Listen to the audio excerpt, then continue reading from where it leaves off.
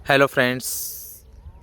आज के आज सुबह सुबह मुझे इन सुंदर प्रकृति के बीच आने का मौका मिला है, क्योंकि शहर में रहते हैं तो यहाँ प्रकृति के बीच में हमें बहुत कम अवसर मिल पाता है।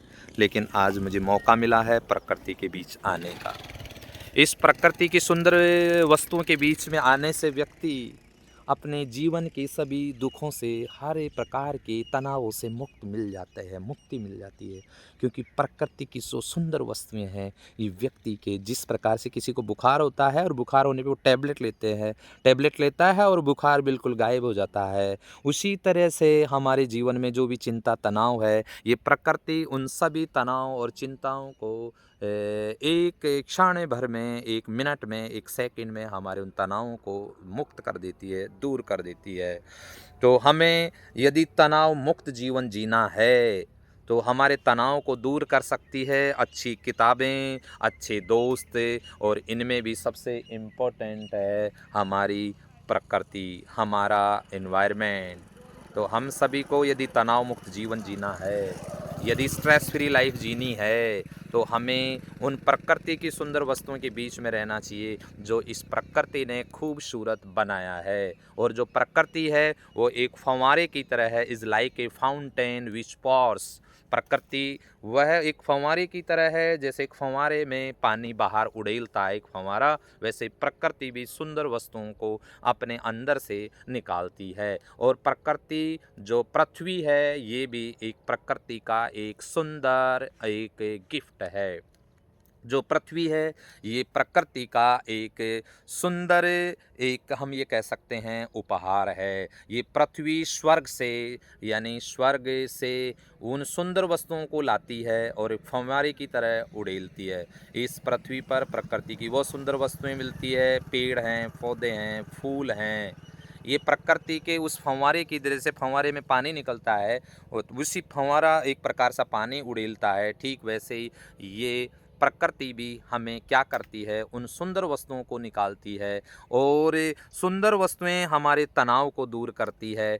इसलिए जो लोग प्रकृति के साथ रहते हैं वो कभी भी तनाव नहीं करते हैं। आप देखा होगा कि शहरों में गाँव की तुलना में ज़्यादा आत्महत्याएं होती है। कारण है क्योंकि वहाँ प्रकृति नहीं है, क्योंकि प्रकृति की वो सुंदर वस्तुएं नहीं है। लेकिन आप देखते होंगे गाँव में ज़्यादातर लोग तनाव मुक्त रहते हैं। क्यों रहते हैं? क्योंकि यहाँ वो लोग प्रकृति के बीच में रहते हैं। गाँव के लोगों की जो आत्मा है वो बिल्कुल शुद्ध होती है, प्योर होती है, उनमें किसी भी प्रकार का अहंकार नहीं होता। लेकिन आप देखते होंगे शहरों में लोग अपने पद को लेकर के, कुछ लोग अपने सोचता है कि मैं इससे ऊंचा हूँ। अहंकार की भावना होती है। अहंकार का मतलब होता है एक व्यक्ति अपने को सुपीरियर समझता है और दूसरे को इन्फीरियर समझता है, निकृष्ट समझता है कि नहीं यार मैं ऊंचा हूँ, ये नीचा है। ऊंचा और नीचे की भावना को ही इगोइज्म कहते हैं, अहंकार बोलते हैं।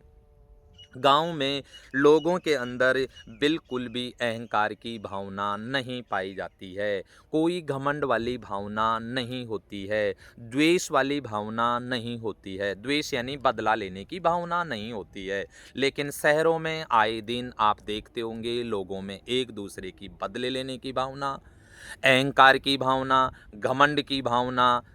लोग अपने आप को ज़्यादा प्रतिष्ठित मानते हैं कि नहीं मेरे ज़्यादा प्रतिष्ठित हूँ। कुछ लोग समझते हैं कि नहीं, एक आदमी में सोचता है कि मैं बड़ा अधिकारी हूँ, ये छोटा है। लोगों के अंदर पद का घमंड होता है, कुछ लोगों के अंदर धन का घमंड होता है, अभिमान होता है, कुछ लोगों के अंदर पावर का होता है। लेकिन हमें पता होना चाहिए कि ताकत है, पद है, ये अस्थायी होते हैं। किसी व्यक्ति को आप पद से, ताकत से, पैसे से कुछ समय डरा सकते हो, कुछ समय प्रभावित कर सकते हो।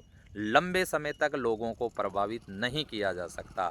लोगों को लंबे समय तक प्रभावित करने के लिए हम प्रभावित कर सकते हैं हमारे अच्छे व्यवहार से, हम प्रभावित कर सकते हैं हमारे अच्छे विचारों से, हम प्रभावित कर सकते हैं लोगों को लंबे समय तक हमारे व्यक्तित्व से। इसलिए हमें एक ऐसा व्यक्तित्व का निर्माण करना चाहिए, क्योंकि हम लोगों के अंदर नफ़रत, घमंड, द्वेष इतना ज़्यादा भर जाता है। कुछ लोगों को पद का घमंड हो जाता है, कुछ लोगों का धन का घमंड हो जाता है, कुछ लोगों को सुंदरता का घमंड हो जाता है, कुछ लोगों को राजनीतिक पावर का घमंड हो जाता है। लेकिन ये सब अस्थायी हैं। गाँव में लोगों में ये चीज़ नहीं होती है। इसलिए महात्मा गांधी ने कहा था, भारत की आत्मा गाँव में निवास करती है। भारत की आत्मा गाँव में निवास करती है, यानी शुद्ध लोग चाहिए आपको, बिना कोई धोखेबाज नहीं चाहिए, किसी के अंदर नफ़रत वाली भावना वाले लोग नहीं चाहिए। तो गाँव की तरफ जाइए। गाँव में आज भी लोगों के अंदर एक दूसरे के सहयोग की भावना, मानवतावादी सोच वाले लोग, एक दूसरे के सहयोग करने वाले लोग, दुख दर्द बांटने वाले लोग गाँव में लोग मिलेंगे। लेकिन आप देखते होंगे शहर में किसी का एक्सीडेंट हो गया तो लोग उसका वीडियो बना रहे हैं रील से अपने व्यूज़ बढ़ाने के लिए। लोगों के अंदर इंसानियत मर चुकी है, मानवतावादी सोच मर चुकी है। लोग एक दूसरे को इस प्रकार से मानते हैं कि नहीं, आए दिन लोग अपराध की तरफ, इतना अपराध बढ़ चुका है कि लोग छोटी-छोटी घटनाओं को लेकर के सहन नहीं करते हैं, सहन शक्ति ख़त्म हो चुकी है। इसलिए गाँव में जो है वो शहर की तुलना में अभी भी बहुत सारी चीज़ें अच्छी है। हम लोगों को इन चीज़ों को समझने की ज़रूरत है और हमें प्रकृति के साथ भी जुड़े रहने की ज़रूरत है। एक हमें इन चीज़ों से बचने के लिए, घमंड से, अहंकार से बचने के लिए किसी एक महान कवि ने कहा है, एक महान कवि ने कहा है, अहंकार, घमंड और द्वेष की मूरत हो हम। द्वेष, घमंड और द्वेष की मूरत हूँ मैं। द्वेष, घमंड और द्वेष की मूरत हूँ मैं। इंसान क्या खाक हूँ मैं, इंसान क्या खाक हूँ मैं। कुछ दिन का जिस्म है मेरे पास, फिर सिर्फ राख हूँ मैं, सिर्फ राख हूँ मैं। यानी कुछ लोग अपने आप को घमंड करते हैं। घमंड कैसे? कुछ लोग जाति का घमंड कि यार मैं ऊंची जाति का हूँ, ये नीची जाति का। कुछ लोगों को जाति का घमंड है। कुछ लोगों का सुंदरता का घमंड होता है। कुछ लोगों के अंदर पद का घमंड होता है कि मैं इस पद पे हूँ, ये इस पद पे है, ये कुछ नहीं है। कुछ लोगों के अंदर पद का घमंड, किसी लोगों में जाति का घमंड, कुछ लोगों का अपने धर्म का भी घमंड होता है कि हम, हमारा धर्म बड़ा है, हम, इनका धर्म नीचा है। एक दूसरे को ऊंचा नीचा दिखाने का घमंड। कुछ लोगों को पद का घमंड, कुछ लोगों का धन का घमंड होता है। लेकिन ये सब अस्थायी होते हैं। These are temporary things. यदि आप इन चीज़ों से कुछ लोगों को डरा सकते हो, कुछ लोगों को झुकाया जा सकता है ताकत के बल, धन के बल, सत्ता के बल, लेकिन लोगों को लंबे समय तक झुकाया जा सकता है आप अच्छे विचारों से, करुणा से, दया से, मानवतावादी सोच से। और इस प्रकार की बच्चों के अंदर भी, आपके अंदर घमंड है तो उसका प्रभाव आपके बच्चों पे भी पड़ेगा। यदि किसी परिवार के लोग यदि छुआछूत करते हैं, जातिवाद करते हैं, यदि वो बच्चों के अंदर, छोटा बच्चा किसी भी प्रकार की जातिवाद वाली चीज़ें नहीं जानता है। जो छोटे बच्चे का जो जन्म होता है वो बिल्कुल साफ कोरा कागज़ की तरह होता है। छोटे बच्चा बिल्कुल निर्दोष होता है, उसका प्योर हार्ट होता है। एक पोइम भी है 11th क्लास के अंदर, चाइल्डहुड, बचपन, जिसमें कवि ने शानदार बचपन के बारे में बताया है। उसने कहा है कि जो बचपन, जो उम्र होती है, जो अवस्था होती है, जो समय होता है, जो अवधि होती है, उसे जो चाइल्डहुड है is a period of innocence and purity of heart. जो बचपन है, यह है जो बचपन का जो समय है वो एक ऐसा समय है जो बच्चा बिल्कुल भोला होता है, निर्दोष होता है, उसका हृदय बिल्कुल शुद्ध होता है, उसमें कोई किसी भी प्रकार की गंदगी नहीं होती है। छोटे बच्चे के मन में, उसके दिमाग में वो न जाति जानता है, न अंधविश्वास जानता है, न स्वर्ग जानता है, न नर्क जानता है। छोटा बच्चा जो होता है न झूठ बोलना जानता है। लेकिन जैसे ही बच्चा बड़ा होता है, यदि किसी परिवार के अंदर बच्चा जन्म लेता है, यदि उनके परिवार वाले, यदि मान लीजिए एक ऐसी समाज से आते हैं जो नीची जातियों से यदि भेदभाव करते हैं, छुआछूत करते हैं, तो छोटा बच्चा जातियां जानता ही नहीं है। लेकिन जैसे ही बड़ा होता होता है हम उनको जातियाँ सिखाते हैं कि नहीं बेटा हम ऊंची जाति के हैं, ये नीची जाति के हैं, और हम उनको सिखाते हैं कि नहीं हम इनके साथ बैठना नहीं चाहिए, इनके साथ पानी नहीं पीना चाहिए, इनके साथ खाना शेयर नहीं करना चाहिए, और वह बच्चा जातिवादी मानसिकता का शिकार हो जाता है और वो शुरू कर देता है छुआछूत, वह शुरू कर देता है भेदभाव करना। एक जो छोटा बच्चा होता है उसको हम पेरेंट्स ही सिखाते हैं झूठ बोलना। हम कथनी और करनी में अंतर है। हम कभी कभार खुद ही घर पे कोई किसी का कॉल आता है और हम झूठ बोलते हैं कि हम घर पे नहीं हैं और हमारी बात को बच्चा सुन रहा है। आपको पता नहीं है कि हम खुद झूठ नहीं बोल रहे, हम और भी आने वाली पीढ़ियों को भी झूठ बोलने वाला सिखा रहे हैं। तो छोटे बच्चे कभी भी खराब नहीं होते हैं, खराब बनाते हैं हमारे विचार। यदि छोटे बच्चे के अंदर बिल्कुल वह एक कागज़ की तरह साफ सुथरा होता है, उसका मन बिल्कुल पवित्र होता है, लेकिन हमारी सोच, हमारी गंदा एनवायरनमेंट उस बच्चे की सोच को कर देता है प्रभावित। किस प्रकार से प्रभावित करता है कि यदि हम झूठ बोलेंगे तो बच्चा झूठ बोलना सीखेगा। यदि हमारी सोच भी हम किसी के साथ छुआछूत वाली मानसिकता रखते हैं तो वह बच्चा भी छुआछूत करेगा। एक जाति को नीचा, दूसरी जाति को नीचा यदि हम उसे बताते हैं तो वह बच्चा भी क्या करेगा, एक को ऊंचा और एक को नीचा समझने लग जाएगा। यदि बच्चे के अंदर हम शुरू में बचपन में अंधविश्वास डाल देंगे, भूत प्रेत आत्माएं डाल देंगे, बच्चे की यदि वैज्ञानिक सोच विकसित नहीं करेंगे तो वह बच्चा भी क्या करेगा, उसके अंदर भी इसी प्रकार की सोच विकसित हो जाएगी। विदेशी जो कंट्रीज हैं वहाँ के बच्चों को वैज्ञानिक सोच विकसित की जाती है कि नहीं बच्चे हम जो बनाएंगे वो दुनिया के अंदर बनता है, और हम सिर्फ ये कहेंगे कि नहीं हमारे भाग्य में होगा तो वो चीज़ें मिल जाएगी।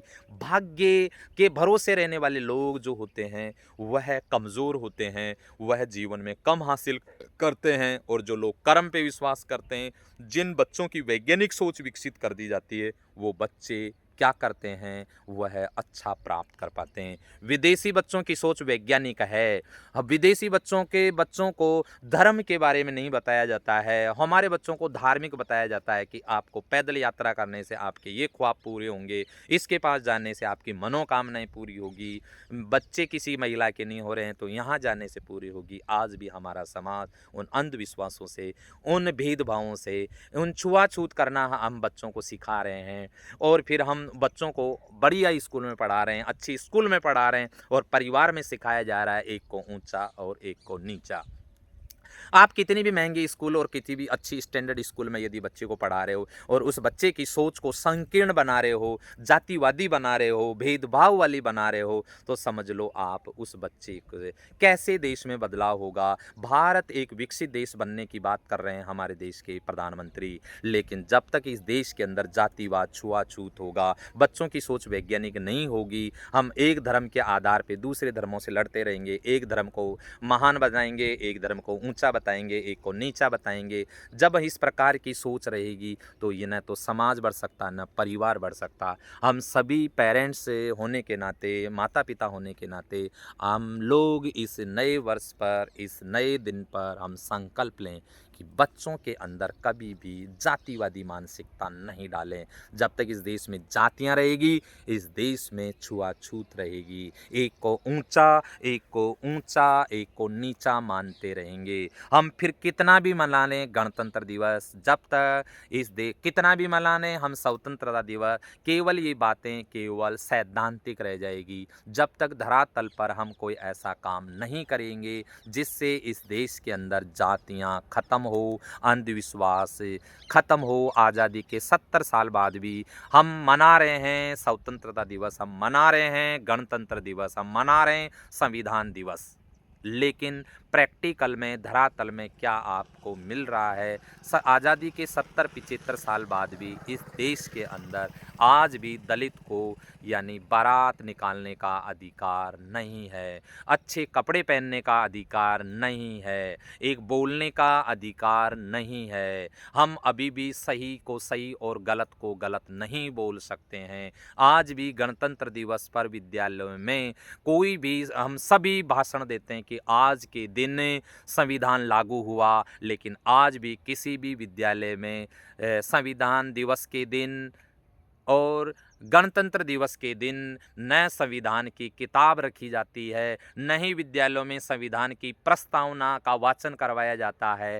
केवल हम सैद्धांतिक रूप से, केवल हम नाम मात्र से गणतंत्र दिवस मना रहे हैं। क्या गणतंत्र दिवस पर संविधान की प्रस्तावना का वाचन होना चाहिए? क्या गणतंत्र दिवस पर हम सबसे पहले संविधान को याद करना चाहिए, लेकिन हम शुरू करते हैं धार्मिक रीति रिवाजों से।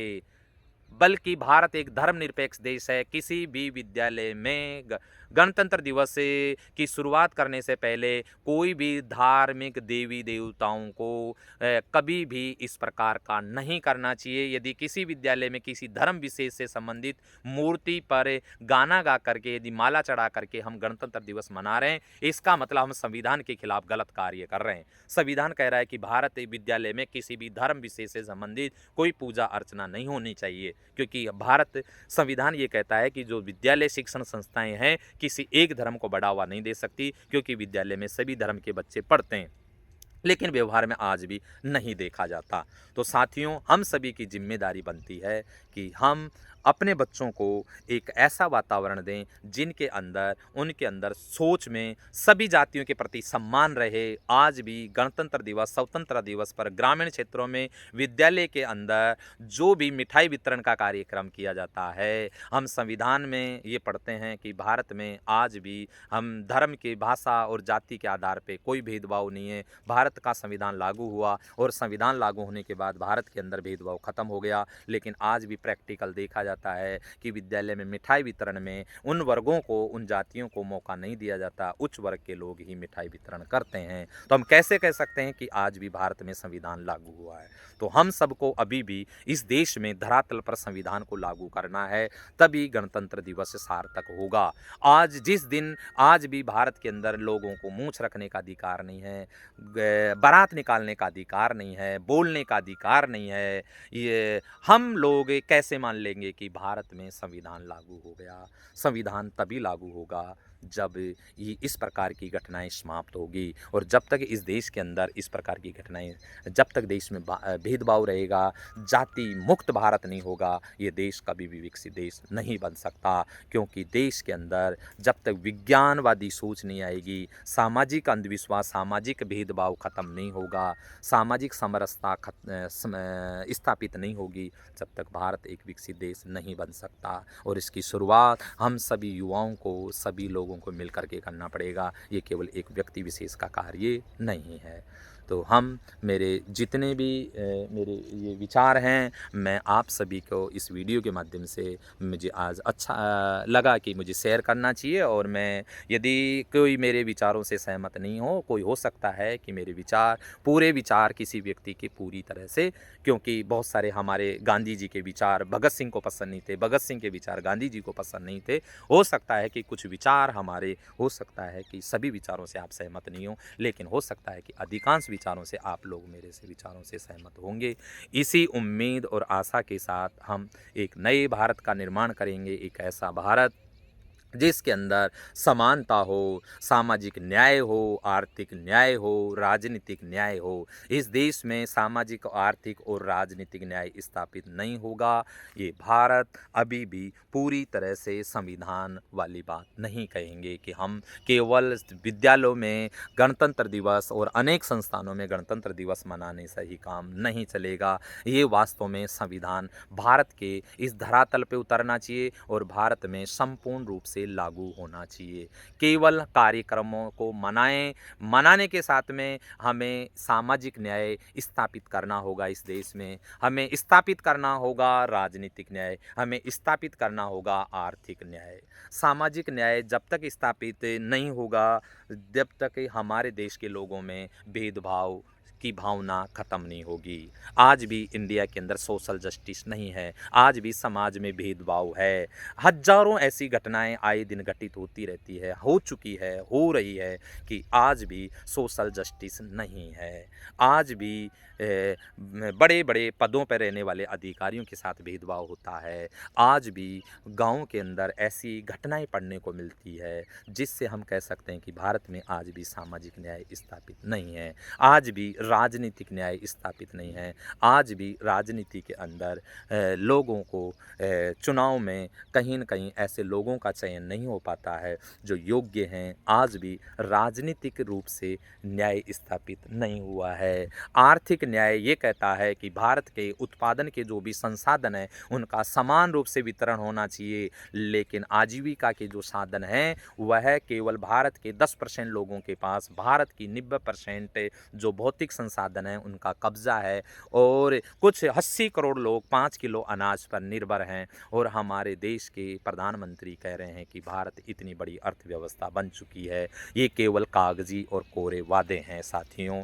हम भारत के अंदर सामाजिक, आर्थिक और राजनीतिक न्याय की हमको ये लड़ाई हम सबको लड़नी पड़ेगी और इसके लिए हमें युवाओं से सबसे बड़ी अपेक्षा है, क्योंकि आज का युवा पढ़ा लिखा युवा है और विवेकानंद ने कहा था युवाओं के पास एनर्जी है, ताकत है, शक्ति है और बिना शक्ति के कोई भी परिवर्तन लाया नहीं जा सकता। और इस शारीरिक ताकत के अंदर के साथ सबसे बड़ी ताकत है मानसिक ताकत है और मानसिक ताकत, बुद्धि की ताकत विकसित होगी उन महान लोगों के द्वारा लिखी गई किताबें, ज्योतिबा फूले द्वारा लिखी गई गुलामगिरी, महात्मा बुद्ध द्वारा लिखे गए उन महान विचारों को, बाबा साहब डॉक्टर अंबेडकर द्वारा लिखी गई बहुत सारी ऐसी किताबें जिनको आपको पढ़ना पड़ेगा। गणतंत्र दिवस पर हम सब लोगों को भारतीय संविधान की किताब को पढ़ना पड़ेगा। भारतीय संविधान की किताब जो भारत के प्रत्येक नागरिक, जो आज़ादी से पहले भारत के अंदर भेदभाव पे आधारित जो व्यवस्थाएं थी, वर्ण व्यवस्थाएं थी, जाति व्यवस्था थी, इस देश के अंदर एक को महान बनाया गया था और एक आदमी निम्न जाति में, चाहे वो कितना भी महान हो, उसके विचार कितने भी महान हो, लेकिन वह हमेशा निम्न ही कहलाता था। लेकिन भारतीय संविधान लागू होने के बाद इस भारतीय संविधान के निर्माण में बाबा साहब डॉक्टर अंबेडकर का अविस्मरणीय योगदान रहा। उन्होंने भारत के संविधान को दिन रात मेहनत करके उसमें ऐसे प्रावधान डाले गए, लेकिन आज भी इस देश के कुछ लोग, मनुवादी सोच के लोग, ये मानते हैं कि भारत का संविधान में बाबा साहब डॉक्टर अंबेडकर का योगदान नहीं रहा। बाबा साहब डॉक्टर अंबेडकर का योगदान भारत के संविधान में बहुत महत्वपूर्ण योगदान रहा। दिन रात विपरीत परिस्थितियों, हालातों के बावजूद भी भारतीय संविधान के निर्माण में उन्होंने अपना अमूल्य योगदान दिया। भारत के संविधान में उन व्यवस्थाओं को, हजारों साल से चली आ रही वो व्यवस्थाएं जो वर्ण पे आधारित व्यवस्थाएं थी, जाति के आधार पे जो व्यवस्थाएं थी, उन्होंने हजारों साल से चली आ रही व्यवस्थाओं को समाप्त कर दिया और भारत के प्रत्येक नागरिकों को, सबको समानता का अधिकार दिया। जाति के आधार पे, लिंग के आधार पर होने वाले भेदभावों को उन्होंने बिल्कुल नकार दिया और एक तरीके से जघन्य अपराध माना गया और भारत के प्रत्येक नागरिकों को वो 6 अधिकार दिलाए। आज भारत के अंदर जो भी, भारत के अंदर आज़ादी के 70 साल बाद भी आप देखते होंगे कि भारत के अंदर पहले राजतंत्र व्यवस्था थी और राजतंत्र में आप अनेक युद्धों को बारे में देखेंगे तो उनके कितने घातक परिणाम थे। आम लोग, कितने लोग मारे जाते थे एक युद्ध में। और आज आज़ादी के 70 साल बाद देखिए हमारे जो चुनाव होते हैं, चाहे वो ग्राम पंचायत के चुनाव हो, राज्य के चुनाव हो, देश के चुनाव हो, कितने शांति प्रिय चुनाव होते हैं। कोई नाम मात्र की घटनाएं होती है, वो भी लोग वो होते हैं जो राजनीतिक कट्टर होते हैं, जो कुछ हिंसा में विश्वास करते हैं, लोकतंत्र में विश्वास नहीं करते हैं, वो लोग ही इस प्रकार की घटनाओं को अंजाम देते हैं।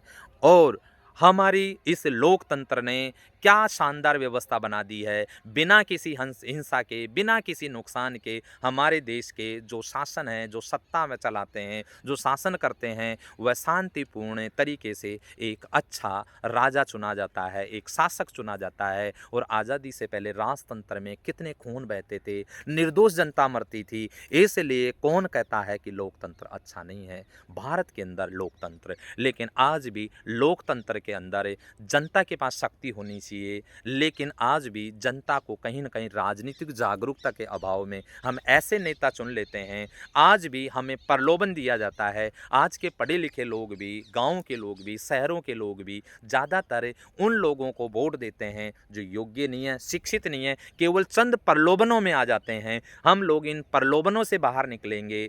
हम लोग इन प्रलोभनों की वजह से एक योग्य और शिक्षित व्यक्ति को नहीं चुना पाते हैं और फिर दोष देते हैं, हमारी ये सुविधाएं नहीं हैं, हमारा ये विकास नहीं हुआ। जब तक हम लोग अच्छे व्यक्ति को नहीं चुनेंगे, क्योंकि काशीराम ने कहा था, बिना बिका हुआ समाज एक बिना बिका हुआ नेता उत्पन्न करता है, पैदा करता है। हम लोगों को भी एक बिना बिका हुआ समाज का निर्माण करना है, तभी ही हम एक अच्छे व्यक्ति का चयन कर पाएंगे। एक ऐसे व्यक्ति का चयन कर पाएंगे जो शिक्षित हो, जो व्यक्ति को संविधान के बारे में अच्छी तरह जानकारी हो, तभी वो एक अच्छे नेता का निर्माण कर सकता है। हम सभी की जिम्मेदारी बनती है कि हम राजनीतिक रूप से भी हमें जागरूकता होनी पड़ेगी, हम लोगों को सामाजिक रूप से भी जागरूक होना पड़ेगा। बाबा साहब डॉक्टर अम्बेडकर ने कहा था कि संविधान पढ़ो और ये संविधान तुम्हें बताएगा कि तुम्हें अधिकार किसने दिए हैं, और ये संविधान बताएगा कि तुम्हारे को हजारों साल से वंचित किसने रखा है, कौन सी व्यवस्थाएं रखी है।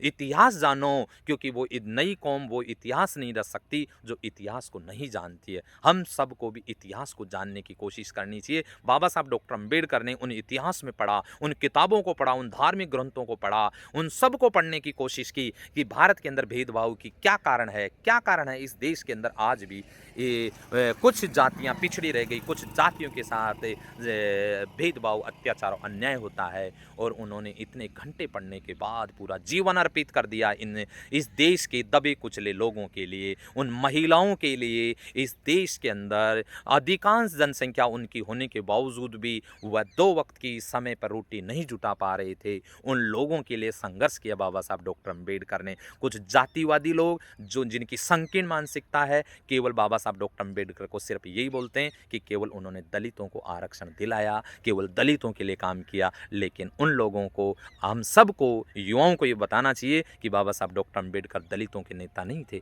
यदि दलितों के नेता होते तो कोलंबिया यूनिवर्सिटी में जहाँ भी पढ़े हैं पूरे वर्ल्ड के अंदर बाबा साहब की तस्वीर नहीं लगाई जाती। बाबा साहब डॉक्टर अम्बेडकर ने द प्रॉब्लम ऑफ रूपी लिखी, भारत की अर्थव्यवस्था कैसे सुधर सकती है, आरबीआई की स्थापना हुई, भारतीय महिलाओं को प्रसूति अवकाश 6 महीने का मिला, भारतीय महिलाओं के लिए जो भी प्रावधान रखे, क्या महिला केवल दलितों की होती है? नहीं, महिलाएं सभी जातियों में होती है। इसलिए उन संकीर्ण लोगों की मानसिकता को भी आप लोगों को मुंह तोड़ जवाब देना है कि बाबा साहब डॉक्टर अम्बेडकर केवल जाति धर्म विशेष के नहीं थे, पूरे भारत के थे।